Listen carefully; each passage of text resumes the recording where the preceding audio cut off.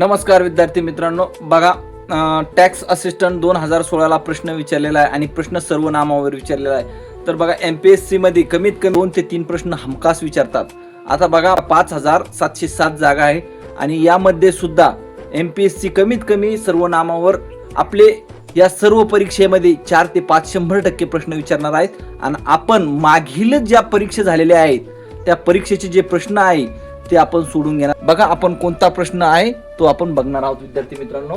तर लोकांनी आपण होऊन श्रमदान केले. काय आपण होऊन या वाक्यातील आपण या सर्वनामाचा प्रकार कोणता?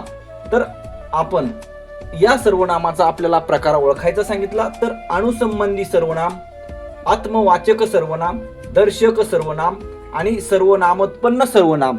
बघा हे 4 पर्याय दिलेले आहेत. या 4 पर्यायांमधून आपल्याला एक असा पर्याय शोधायचा आहे का ते आपलं योग्य उत्तर होईल.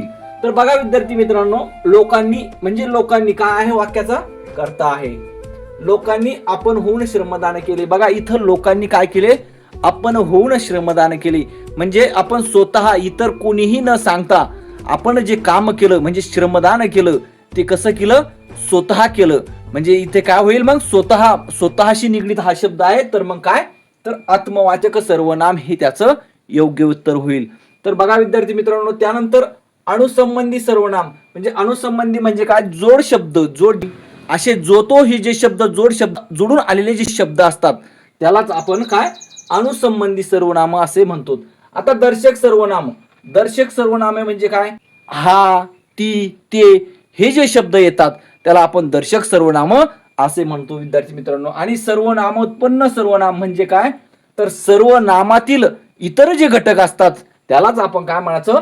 सर्वनामोत्पन्न सर्वनाम असं म्हणायचं. धन्यवाद. जय हिंद.